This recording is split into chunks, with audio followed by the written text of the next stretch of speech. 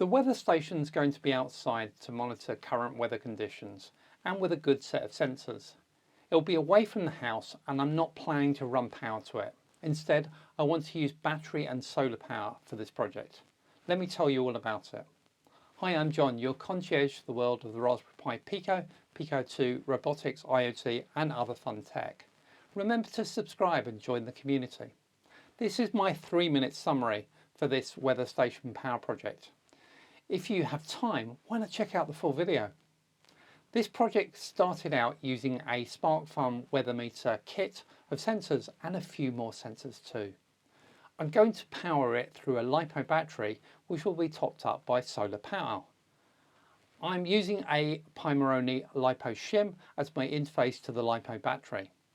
That's the plan anyway. To keep power levels down, I'll go through a wake and sleep cycle. In sleep mode, I'll power down most, though not all, of the sensors. I'll also put the Pico into a deep sleep mode, so I'll just count rainfall while asleep. Awake and while submitting data to the cloud, the device draws 40 milliamps from the power source. In sleep mode, it draws 3.5 milliamps. That's quite a good reduction and will extend the battery life considerably, depending on my sleep strategy, of course. If you remember my deep sleep video though, you probably remembered I achieved 1.6 milliamps of power. So what am I doing wrong here? Well, there's a pesky power on LED on the LiPo shim. I must admit I didn't really think about it before now. That's drawing, I think, the difference. Dull. I might be able to get over that, but it's going to require a PCB redesign. So charge and discharge times with the current design. My power cycle is really all about how much time I spend in sleep. If I don't sleep, we just get a few hours of life on a 500 milliamp hour battery. At 2 minutes of sleep time, we can get it over a day.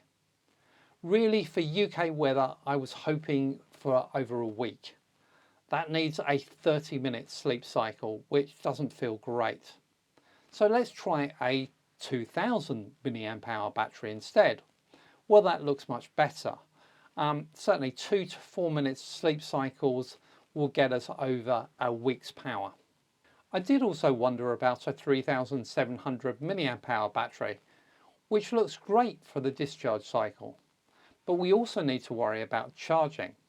Now, my LiPo shim charges at 250 milliamps. So charging for a 500 milliamp hour battery is about 2 hours or so. 9 hours or so for a 2000 milliamp hour battery, or over 19 hours for a 3700 milliamp hours battery. So realistically, 3700 milliamp hours battery is never going to get fully charged, even in the summer. So that extra capacity and cost is completely pointless. So I'm going to try out this 2000 milliamp hour solution and I'll let you know how I get on. If you like this video and it helps your learning or projects, why not drop me a cash tip using the super thanks button below the video or the payment link in the description.